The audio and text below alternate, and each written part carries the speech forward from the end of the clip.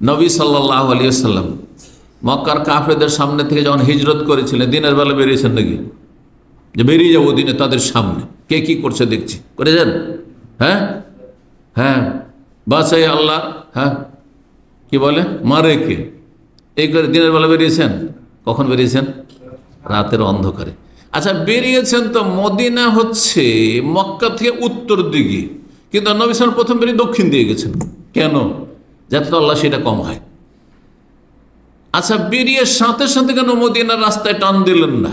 3 দিন ধরে সৌর পাহাড়ের গুহায় দক্ষিণ দিয়ে গিয়ে থাকেন, মদিনা মক্কার দক্ষিণ দিয়ে গিয়ে থাকছেন, উল্টো দিকে আমানের দিকে সৌর পাহাড়। যারা সৌর পাহাড় দেখতে গেছেন বা সৌর পাহাড় গুহা দেখতে গেছেন, দক্ষিণ দিকে উল্টো দিকে যাচ্ছেন, আবার 3 দিন ধরে সেখানে থাকছেন কেন? যাতে করে তলাশ করতে করতে তারা দেখে আর পাবো না, চলে গেছে, হ্যাঁ হাতের নাগাল থেকে ছুটে গেছে। যখন তল্লাশি কমে যাবে তখন রাস্তা একটু কিনলে তখন বেরোবো। চিন্তা করেছেন? এক একটি কথা চিন্তা করুন। আচ্ছা, তারপরেও 3 দিন পরেও, হ্যাঁ 3 দিনের মধ্যে ওই মক্কার কাফেররা তলাশ করতে করতে গুহার চারপাশে পৌঁছেই গেছে, আর ঘোরাঘুরি করছে। শুধু এইভাবে দেখছেন না, নিচে গুহায় চারিদিকে আশেপাশে ঘোরাঘুরি করছে, তাদের কথাবার্তা শুনতে পাচ্ছেন আবু বকর সিদ্দিক রাদিয়াল্লাহু তাআলা আনহু। আবু বকর সিদ্দিক রাদিয়াল্লাহু তাআলা বলছেন, ইয়া রাসূলুল্লাহ লাউ আন্না আহাদাহুম, হ্যাঁ নাজারা তাহতা কাদমাই, তাদের কেউ যদি একটু পায়ের তলার দিকে, নিজের পায়ের নিচের দিকে এইভাবে একটু দেখে, লাভ সারানা, তাহলে তো আমাদেরকে দেখে ফেলবে, আর দেখলে তো আমাদেরকে জবাই করে ফেলবে। আল্লাহু আকবার! চিন্তা করুন আপনি।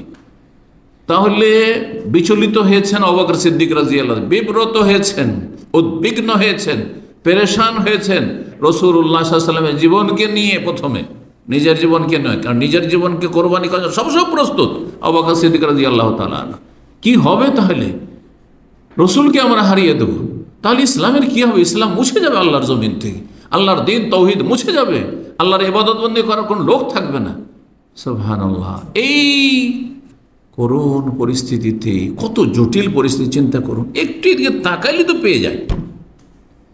ভয়াবহ অবস্থা, কিয়ামতের মতো অবস্থা।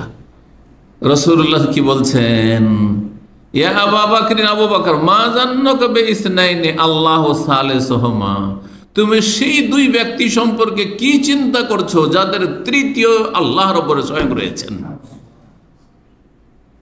আল্লাহকে এত পছন্দ লেগেছে নবী সাল্লাল্লাহু আলাইহি ওয়াসাল্লামের এই আল্লাহ ভরসা, আল্লাহর উপর আস্থা ভরসা, এই কথাটি যে সূরা তওবাতে আল্লাহ কোরআনের আয়াতে নাযিল করেছেন।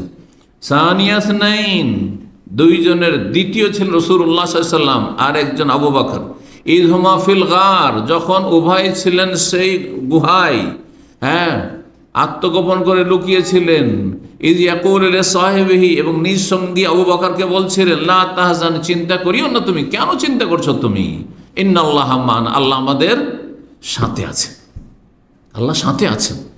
তাহলে সমস্ত রকমের কর্ম, চেষ্টা আর কৌশল অবলম্বন করে তারপরে যখন আর কিছু আমাদের করার নেই, আর কোনো করার ক্ষমতা নেই, এখানে দেখতে তারা পাবে না পাবে না, এটা একমাত্র আল্লাহর হাতে। চলে এসছে একবার এখানে, আল্লাহ আমাদের সাথে আছে, এর নাম আল্লাহর ভরসা, এর নাম আল্লাহ ভরসা।